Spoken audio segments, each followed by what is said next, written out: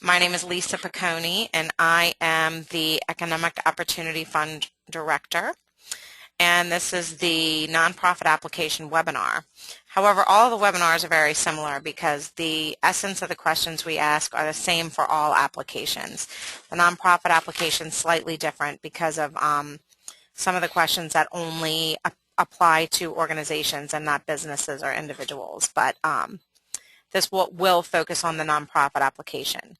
So I'm going to get started by giving you a little overview of our website, culturaleconomy.org. Hopefully you visited it before, but I want to point out a couple of things to you. First of all, hopefully you're all signed up for our newsletter, which is a monthly digital newsletter, Cultural Connections. If not, you can click here where it says subscribe to Cultural Connections, and it's saying I may have degraded audio sound. So if anyone has trouble hearing me, please type the question in the questions box if you can't hear me, because all indications that I have say that my microphone is working. Anyway, to stay informed of everything that we have going on, subscribing to Cultural Connections is the best way to do that. So I encourage you to do that if you haven't already. The next thing I wanted to point out that I hope you already know about, and that I hope you share with any other artists that you know, is that we are having a contest right now to design, I'm pausing to wait for the screen to load, to design a Louisiana license plate.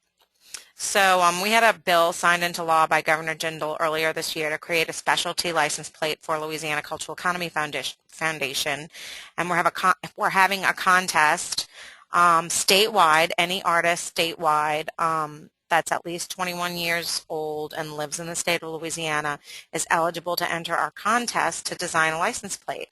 The deadline for that is August 30th. If you need more information on that, you can let me know.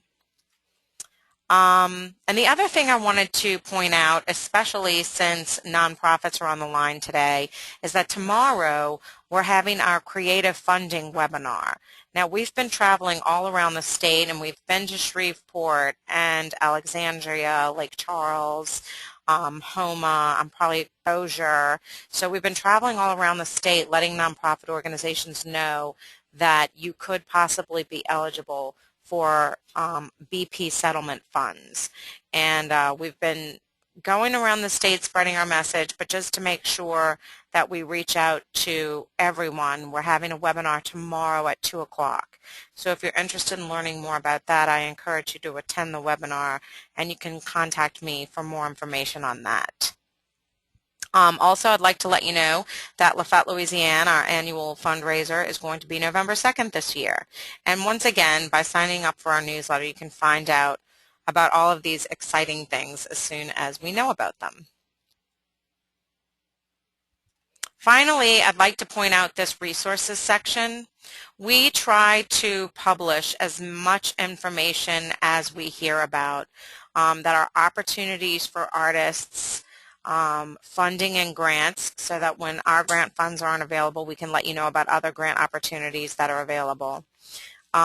Even job opportunities, artist residencies, basically any opportunity we find out about that would benefit a cultural worker or organization in Louisiana, we try to publish on our website. So I encourage you to check that often. And also, as a nonprofit organization, if you have any opportunities that would fit within any of these categories, please email them to us. You can email lisa@culturaleconomy.org, which is me. You can email info@culturaleconomy.org and send us your opportunities, and we'll be happy to post them in our resources section. Okay, now I'm going to go straight to the EOF guidelines. Under this tab, EOF Grant, click on EOF Guidelines. I'm also going to show you this section, EOF Downloads. On our EOF downloads page, you can download a copy of any of the applications in PDF form and print that out. That way you can take a look at what the questions are like beforehand if you want to construct the answer to the questions in another document before you actually go online. Also, the EOF guidelines are here available for download. So you can print that out so that you can have them in one easy-to-read document. I'm going to go through the guidelines actually on the website right now for you. I encourage you, if you have not taken time to read through the guidelines, to go ahead and do that. I'm going to give you an overview of them. First of all, I'd like to point out that the deadline for the grant has been extended to Friday, September 13th at 5 o'clock p.m. So it was originally posted as August 30th. We decided to extend it a couple of weeks to give people a little more time to work on their applications. So I wanted to definitely point that out to you. I'm going to start by telling you about the purpose of the EOF grant. Especially as a nonprofit, sometimes it's difficult to grasp what exactly we fund because we don't fund ongoing, we don't fund your existing programs. We don't fund operating support. We don't fund projects. So we fund opportunities for you to earn a new stream of revenue. And we've had several nonprofit organizations be very successful in this, and Shreveport Regional Arts Council, who's actually on the webinar, is one of them.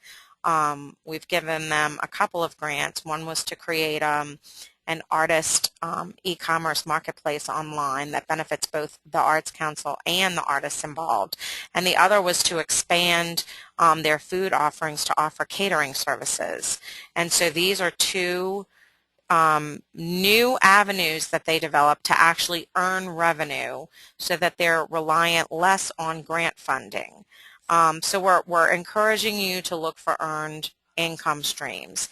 And then the grant actually acts as seed funding toward this new business idea. The maximum grant is $2,500. In the past, it was $5,000 for nonprofits, but we've had to lower that amount. Hopefully, in the coming years, we'll be able to increase it again. Who can apply? Individuals and businesses are eligible. As a nonprofit, you must have a 501c3 tax identification number. You must be based in the state of Louisiana. You can apply through a fiscal agent, and when we go through the application, I'll show you the instructions for applying through a fiscal agent. And then, of course, if you have any questions about that, you can always ask me. Who is not eligible to apply? If you're not based in Louisiana and you don't have a Louisiana address, then you're not eligible. We also do not fund full-time students, churches or religious organizations, and government entities or municipalities. If you've received an LCEF grant in the past, an EOF grant, then you are eligible. So everyone's eligible every year, even if you've received one before, to reapply. Only if you have not been compliant with your reporting, then that's a problem. So as long as you've completed all of the required reports for your previous grants, then you're eligible for this round. If you have questions about it or are unsure, feel free to contact our office. And again, it's lisa@culturaleconomy.org. And the phone number's here, 504-895-2800. So this is a big question for everyone.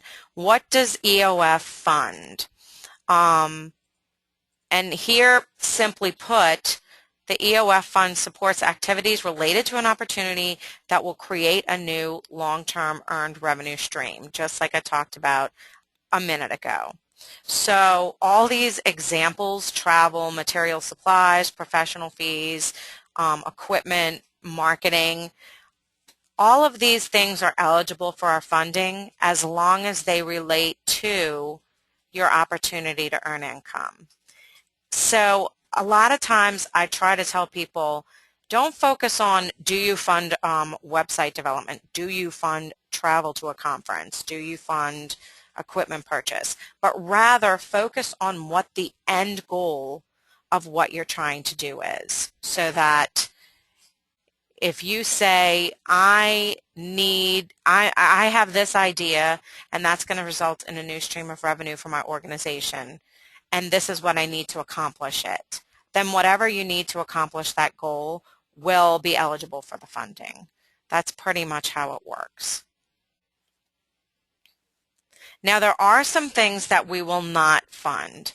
And as I said before, any regular recurring expenses, programs, operating support, administration, salaries, we're not going to fund anything like that.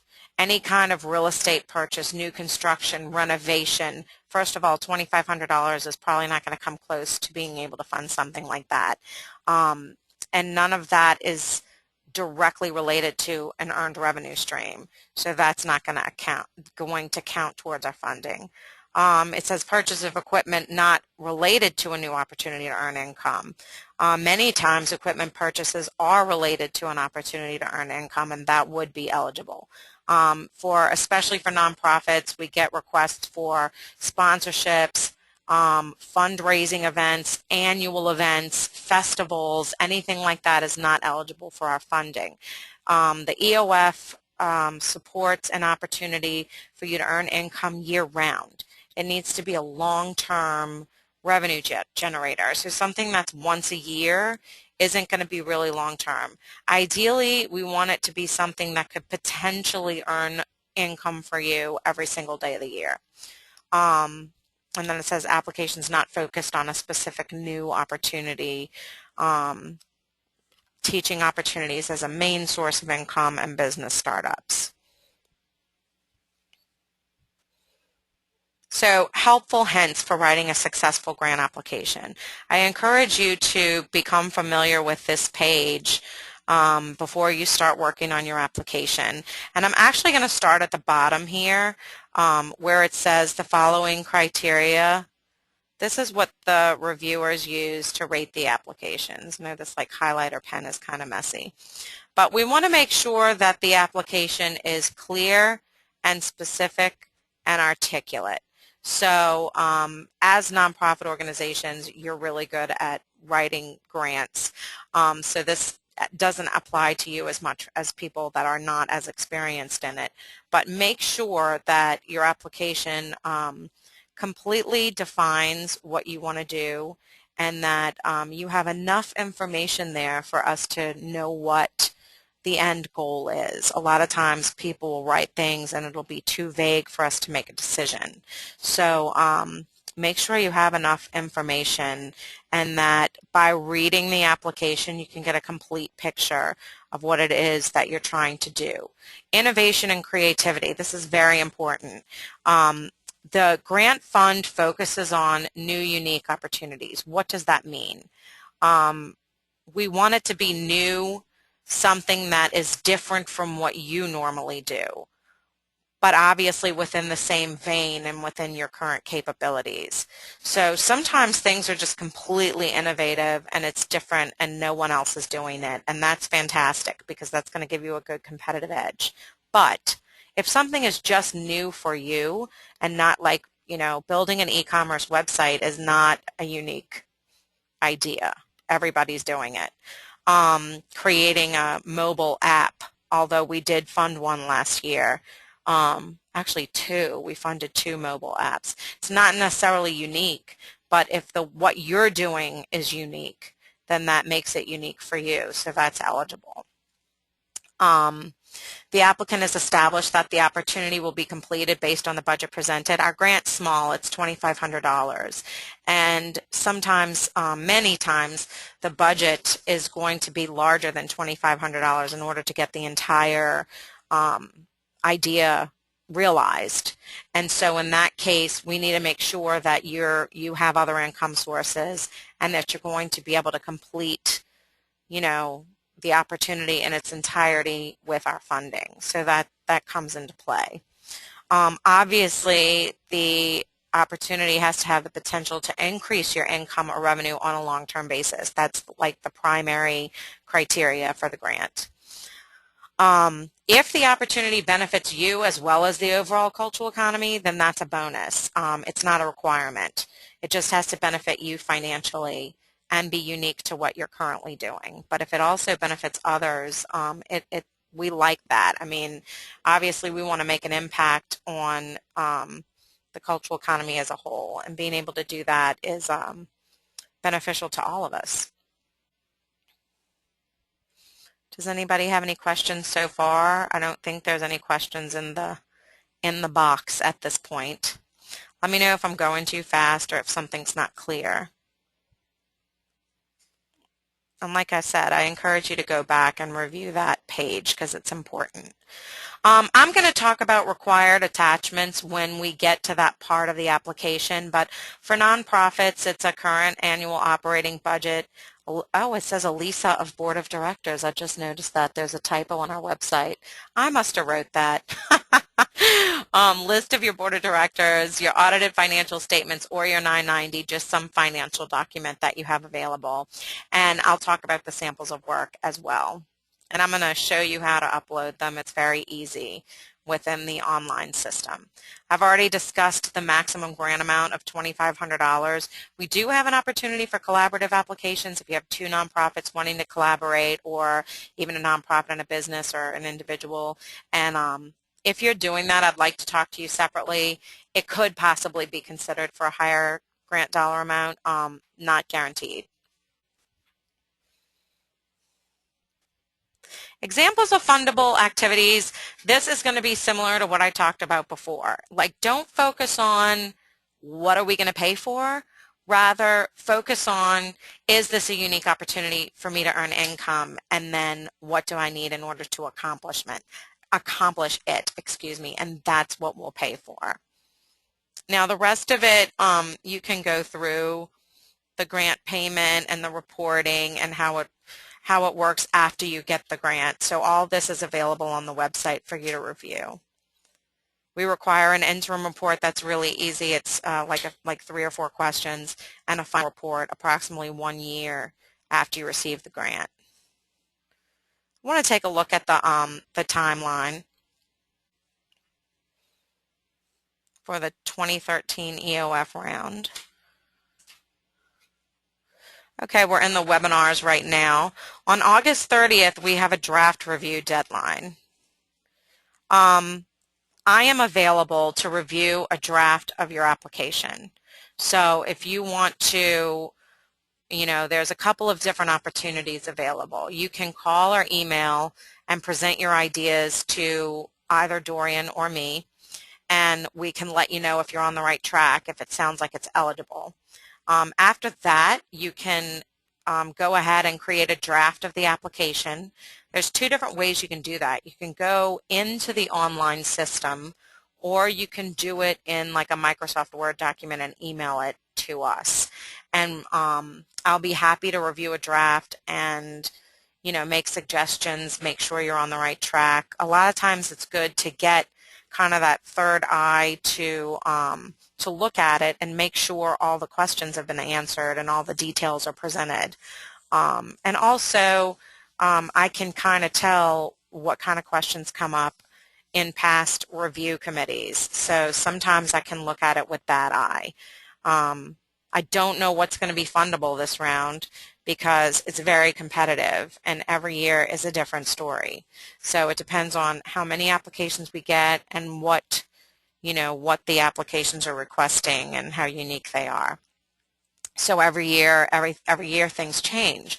So, we may fund something for someone 1 year and you apply for the exact same thing the next year and it doesn't get funded. So there's no guarantees, as you know, in the grant world.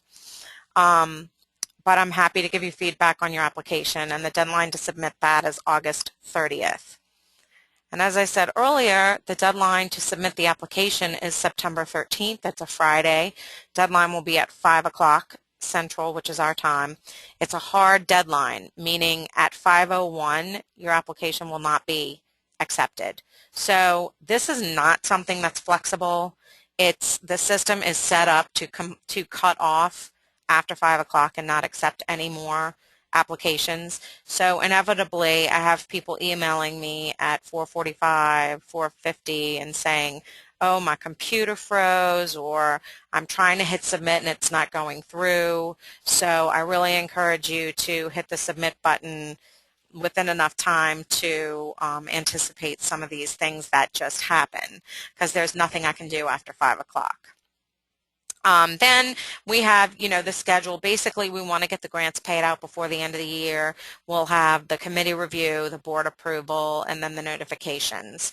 And all grants will be paid out by the end of 2013, ideally mid-December. Okay, I'm going to go back to the home page right now, and I'm going to show you exactly where you can access the grant application. Right here where it says EOF Online Applications and Webinars, if you click here, right in the middle of your screen, you see the word Applications. And then right down here are all the 3 different application types. So today we're going to talk about the nonprofit application.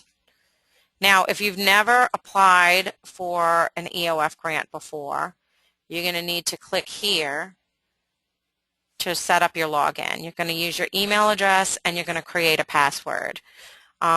Please make sure you use an email address that is checked often.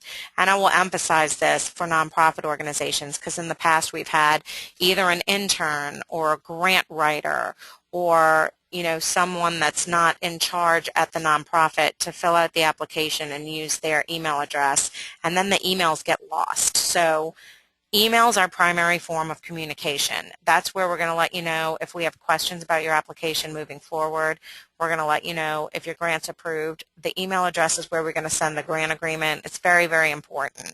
So make sure it's a director or someone at the organization who checks email regularly. If you have applied with us in the past, then you're just going to actually use your same email address and password that you've used in the past. If you can't remember your password, please get in touch with us, because it's easier for us to look it up for you and you use the same one than to create a new login.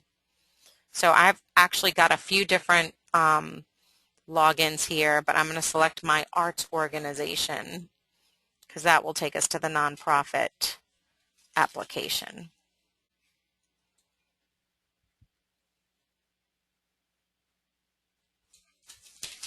I think this is not, I'm going to take a look. Oh, this one was submitted. Okay, so this is, see where it says submitted applications here? If you have applied with us in the past, the applications you submitted will be here. If you have begun working on an application and you're not finished, because you do not have to complete the application all in one sitting. You can start on it, you can click save and finish it later. Then your application will be here on applications requiring action, and you just click continue to continue. If you're logging in for the first time this year or for the first time ever, you're going to click here where it says start a new application. I'm going to go ahead and continue this one that I started in 2011, and I made up a fake opportunity. So we click your name, save and proceed. Now I'm going to tell you, or rather show you, that across this top, I'm making sure you can see this screen. Across the top of the application where you see these green boxes, those are the different sections of the application. So there's 2 ways you can navigate through. You can scroll down to the bottom and you can click Save and Proceed, and that will take you to the next page. Or if you say, well, I've already done all this page, all I need to do is the budget. I've done everything else. Then you can click on Budget,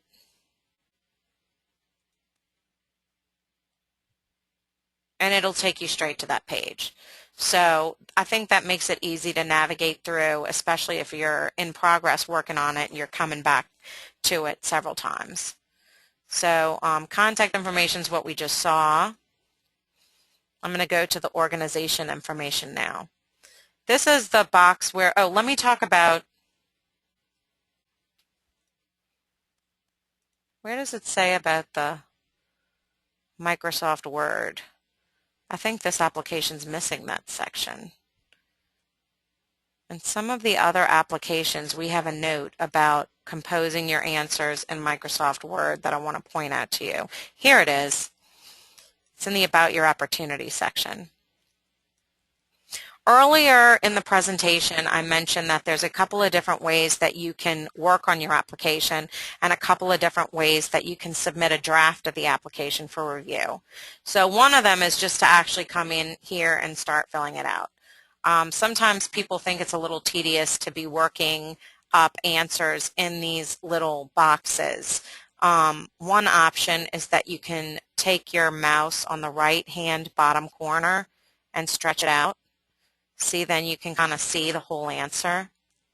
But you can also, if you prefer to work in Microsoft Word, you can also just construct it in Microsoft Word or another, word processing program. But this note here is important because if you do that, Microsoft Word apparently creates like hidden characters, and so you must copy the text and paste it into Notepad if you're on a PC. No, is that the wrong way? No, Notepad or WordPad if you're on a PC, or TextEdit if you're on a Mac, and then paste it into the application because there is a character count, and if you copy and paste it directly from Word to the application, you're going to say, well, Microsoft Word told me it's 2,000 characters, but it's not fitting. Apparently there's some hidden characters. And when you see these answers to these questions that have like a 2,000 character limit, it does include punctuation, spaces, characters, everything. So spaces are included. But I just wanted to make that note about constructing your answers in Microsoft Word first, which is perfectly acceptable. You just need to know that copy and paste trick. Okay, so I'm going back to the beginning. So organization information is pretty straightforward. You need to enter your federal tax ID number, and as I talked about earlier, it needs to be a 501c3. If you're applying with a fiscal agent, this should be your fiscal agent's tax ID number because the system's going to automatically verify it. However, then in name of organization, go ahead and put your organization name because later on there's a page for the fiscal agent information. And of course, if you're applying with fiscal agent, you have questions about this, please call. Don't hesitate to call. But all this is pretty standard, your address, web address, social media. Description of organization is just going to tell us, your mission and a description of what your normal programming is and what you do on a normal basis. Artistic discipline, choose what fits your organization most closely. And if you serve more than one discipline, you can click multidisciplinary. And then we have, number of employees, volunteers, etc. Save and proceed. This is the fiscal agent page I was talking about. Obviously, it's optional. If you're not applying with a fiscal agent, you can just automatically skip this. If you are, this is where we put the information for the fiscal agent. I'm going to click Save and Proceed. So like I said earlier, at any time during the process, as long as you've clicked Save and Proceed at the bottom, it will save the information that you've already entered. You can close out the program, and then you can come back to the web link on the LCEF website and log back in, and all that same information will be there. So you don't have to complete it in one sitting. This is what I call the meat of the application. It's the important part, the about your opportunity. So this is where you're going to write the narrative describing what your goal is. So after each question on the application, there's a little explanation that will help you along with how to construct the answer to that question. So opportunity title is pretty straightforward, but some people are really vague with the titles. It's better if you're more specific and we can get a clear idea of what you're trying to do. And I think that the title should include your end goal. So this is a fee-based workshop series. So make sure your end goal is in the title. I think it helps. Summary of opportunity. I used to call this question description of opportunity, but I changed it to summary. This question should summarize your idea as completely as possible. So if a reviewer reads this summary, they can get a good snapshot of what you're applying for. So make it a complete summary as much as you can. A description of the idea, maybe why you think there's a need for it, why you want to do it, what you need for us to fund in order to execute the idea, maybe how it will benefit your organization. All these are suggestions because in each case it's going to depend on what your idea is and what kinds of things you need to say in order to convey what the idea is. And I just constructed a mock answer to that question. What makes this idea unique for your organization? So this is really important because this is where that unique opportunity part of the guidelines comes into play. You've described for us what your mission is and what your regular programming is on a previous page. So in this question, we want you to describe how is this opportunity unique for you? How is it different from what you normally do? So, you've already described more in detail what you normally do, so maybe you can remind us. We have these programs. We thought in addition of this would be, a unique idea. It's different because blah, blah, blah, yet it's still within the mission of what we're trying to do at our organization. So it's just, this is, how is it special to you, I guess. And if it's unique in general, like nobody else is doing it, then that's a good time to explain that.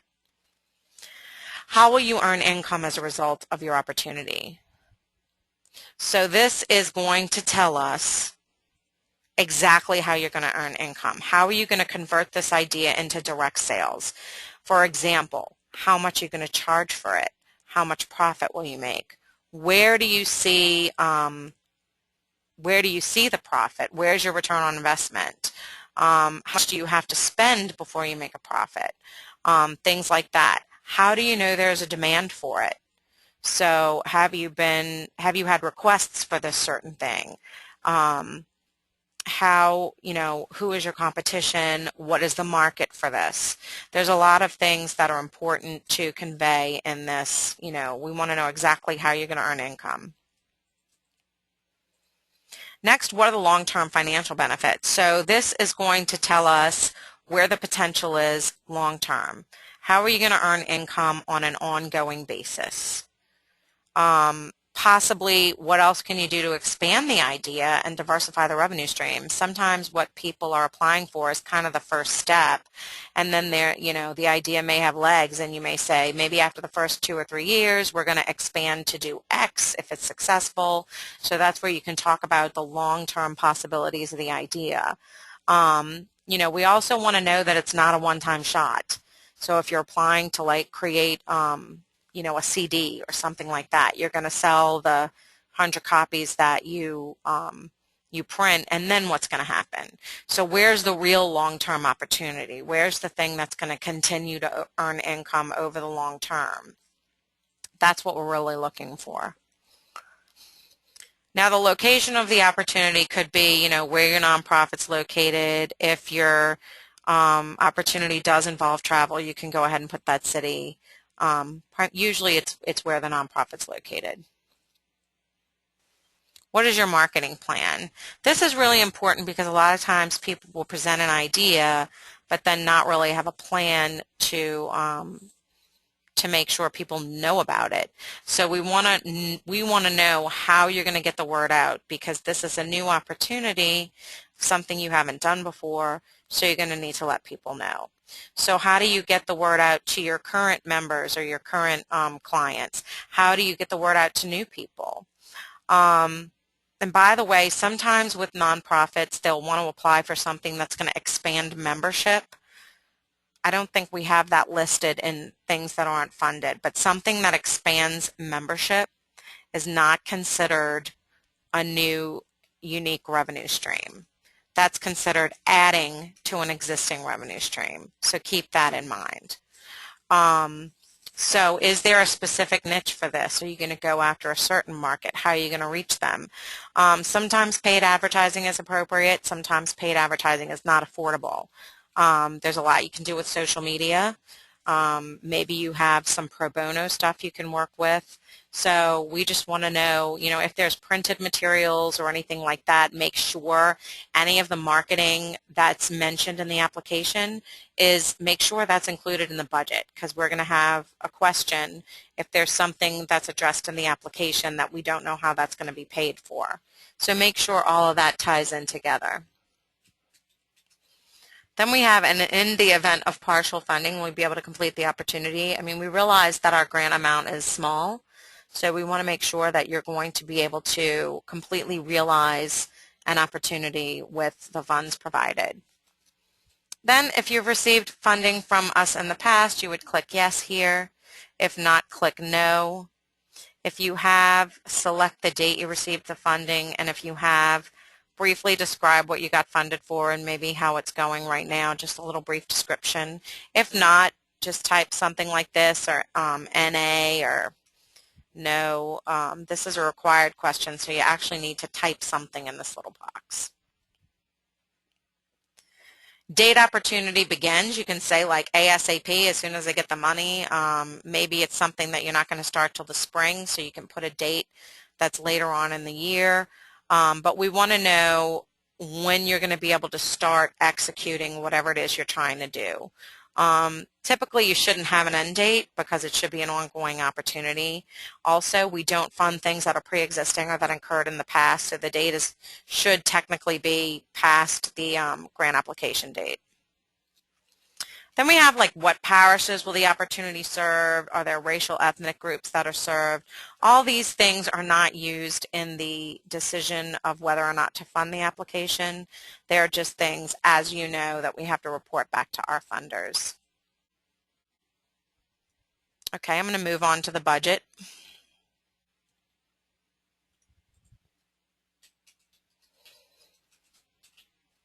By the way, if you're ever having a technical issue or a question, you can click this Need Support button at the bottom.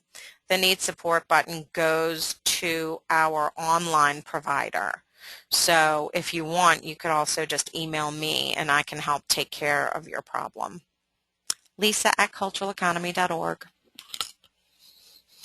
So as I said before, usually $2,500 is not enough to totally execute fully whatever you're trying to do. So in the total budget of opportunity question, you're going to put the total amount that you need to complete the opportunity, even if it's more than the amount provided by LCEF. Then in the total line item opportunity budget, it needs to add up to the total budget. So this is $5,000 and this is $5,000. Now, I put these examples of line item budgets in these applications, and then I tell people, please don't do your budget like this because it looks far too vague and far too generalized. A lot of times we can tell people when people have done their research because they'll say exactly what the piece of equipment is and how much it costs. Sometimes to the penny, which is not necessary, but rather than have like, okay, $2,000 supplies, that's kind of a large amount of money. I'd rather have it broken down so we know exactly what supplies you need, just so that we know that there's been some research done and it's not just vague random numbers thrown together. So the line item budget should be as specific as possible without, going overboard. Like you don't have to count each pencil and paperclip. Amount requested from LCEF, $2,500. If your opportunity is $2,500 or more, you should request the maximum amount, obviously. Sometimes people don't need the full $2,500, and it's perfectly okay to request less if that's all you need. If you're requesting more than $2,500, then you need to put what your other funding sources are. So some people, it's not required that you have matching funds for this grant, but some people, if you need $5,000 and we're going to give you $2,500, you can say, oh, somebody's offered to match to get us to where we need to go. You may have other grants that you already have in. You may have other grants that you've applied for. All of that is eligible to be put here. You may have cash reserves or money in your budget that you're going to put towards it. That's fine to put here. Some nonprofit organizations have successfully leveraged our funds with Kickstarter campaigns. So they'll use our grant and then they'll launch a Kickstarter campaign for the other half. And we found that to be successful. So you can get creative in the way you put together the funding sources for your idea. If you're going to use funds for a consultant, then you can answer yes to this question and then let us know who the consultant is, what their experience is, and what they'll be doing for you. Okay, finally you have the attachment and the work samples. I talked about what the required attachments are. So it's your operating budget, your board of directors, and your most recent. You can do either the audit or the tax form 990, either one. You don't have to do both. Accepted file types are Word, PDF, Excel, or JPEG. So typically you'll have, your operating budget in Excel file, or you can save it to PDF. Either way, whatever's easiest for you. So I'm going to show you how easy it is to upload. Just click Upload File. This little window is going to pop up. You click Choose File. You go to your desktop or wherever your file is stored. I'm going to go ahead and choose Artist Resume, which is not a budget, but we'll pretend it is. It's a Microsoft Word document. So you see it pop up here. Then I'm going to click Upload File. So when you see that appear here in blue, that means it's uploaded. Then I'm going to click Done. And now you can see that that file has successfully been uploaded here. So you just continue on and click Upload File for all those. Finally, you can upload between 2 and 4 work samples. Work samples can be, examples of your current work. Maybe it's a brochure. Maybe it's pictures of your programming. Maybe it's some type of a prototype or sample of what you're proposing to do. That's wonderful. If you don't have that available, that's okay. If you have questions about work samples, you can let me know. So after that, you click Save and Proceed, and you're going to get a screen that says Review Your Application. This screen is going to have your entire application, everything you filled out, contact information, organization information, if you had a fiscal agent, all of your narrative. You can proofread it, check it out one more time, the budget.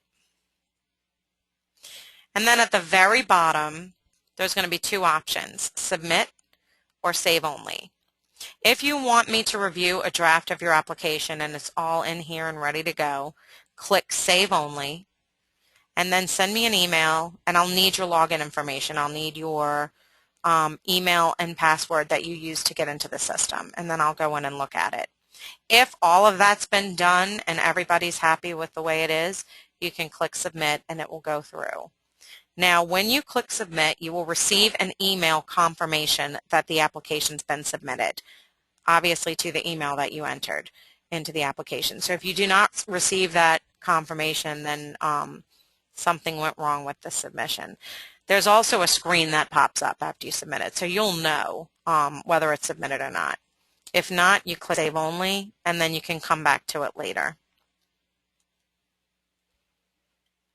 Okay, so I've pretty much gone through the guidelines in the application process. I'd like to now open it up to any questions that you might have. Thank you, Jenna. Can I show the link to the online application? Yes, I can. So I'm going to go to now the home page of culturaleconomy.org.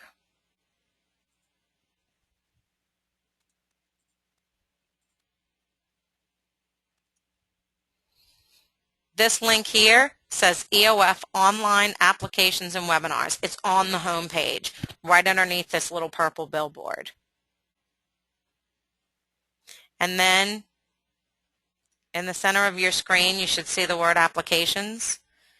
Here, EOF Business, EOF Nonprofit, EOF Individual. Those are the 3 links. So then when I click on Nonprofit, it takes you right to that login page. And if you missed the beginning of the presentation, click here if you're a first-time user. If you've been into the system before, you enter your email address and password.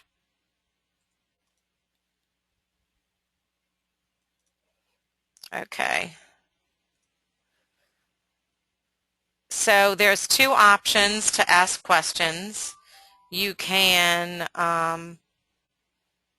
raise your hand or put a question in the box. Okay, we do not remember a prior online setup. I can check your prior online setup. Send me an email and ask me for your email address and password. Lisa@culturaleconomy.org.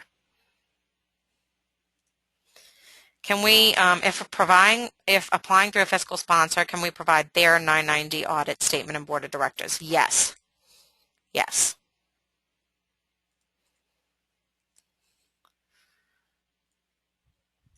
If there's any other questions, if somebody wants to, you can type a question in the box. Oh, I see Marilyn has raised her hand. Let me answer this question, typewritten question first. Please expand on the difference you touched on earlier about the difference in funding an event, i.e. a festival component, singular event, travel for speakers, etc., and how it differs from showing continued income. Okay, Michelle. Let me make sure I understand your question. I might want to unmute you and ask you to ask it verbally. Basically, I'm looking for your name. Michelle? Hello? Oh, maybe Michelle doesn't have a microphone. Michelle, I've unmuted you. Oh, no headset. Okay, well, let me try to answer it, and then if you still have a question, you can retype. We don't fund a one-time or annual event because it only comes one time per year. Now, if you are an annual event and you have an opportunity for a long-term stream of income that will continue throughout the year, then there's a possibility for funding. But we're looking for long-term revenue-generating opportunity. So if it's just going to boost your income on one day of the year, then that's not going to be as impactful as something that's ongoing. Does that answer your question?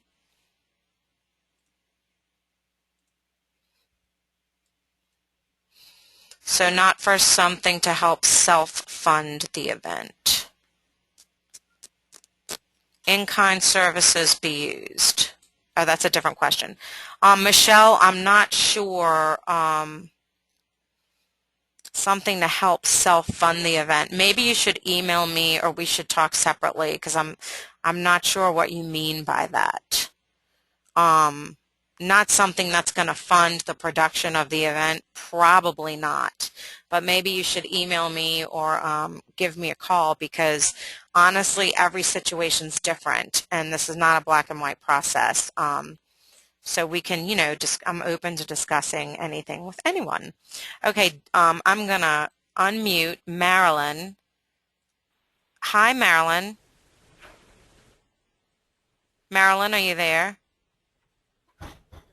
Hello? Marilyn? Okay. Marilyn? Okay. Marilyn had her hand raised. I unmuted her. It sounded like there was sound coming out, but maybe not. Okay, Debbie has a hand raised and a question in the box. So, Debbie, I'm going to unmute you. Debbie, what do you mean by can in-kind services, supplies, etc. be used? Can you hear me? Yes. Okay, great. In-kind labor, we have access to the Sheriff's Department providing us with trustee labor to do part of the projects that will provide us with some of the supplies or materials or whatever for our opportunity. Maybe I'm not understanding you, but if the labor's in kind, why do you need a grant for it? Well, we need the. You need other things. Yes. Okay, well, Yeah. in the grant budget, you can indicate what supplies you need to be funded, and then you can indicate that the labor is being donated in kind. Yes, absolutely. Okay, that was my question. Okay, perfect. Anything else? That's it. Okay, perfect. I'll mute you again. If you have another question, then you can let me know. Raise your hand or type. Natasha, can an individual or nonprofit organization co-apply? Yes, you can co-apply, but it depends on what it's for. So for a collaborative application where you have either a nonprofit and an individual, or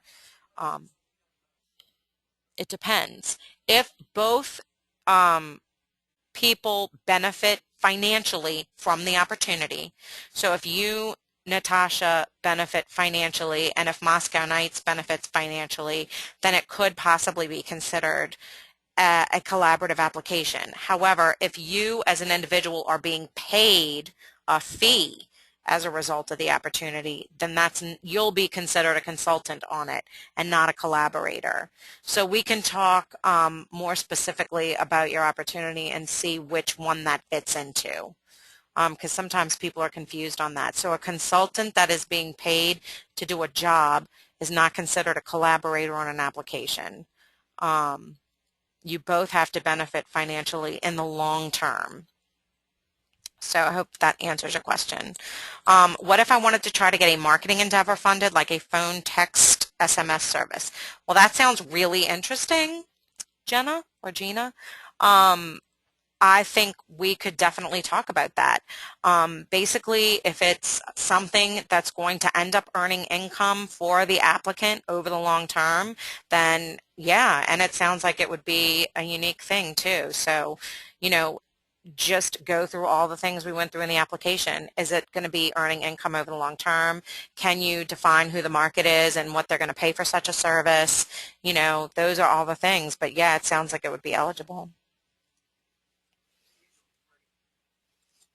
Yeah, if it's something that is normally a free service, then you'd have to make a case for why somebody would pay for it. It would drive people to our business in multiple events. It's very interesting, but again, how can you tell me that, you know, what's the benefit to the person if they pay for it? Is it something that should be free? If you want something that will drive people to your businesses and multiple events, oh, an opt-in. We might have to talk about it separately and get more details because it sounds interesting. Okay. Are there any other questions, hand raised or typewritten questions? Oh, Marilyn, let me try you again. Marilyn, are you there? Marilyn, can you hear me? Okay. Marilyn? Yes. Oh, you're there. Hi, Yes. it's Lisa. Do you have a question? No. Hello? No, I don't. You don't have a question? No. Okay. All right, thanks.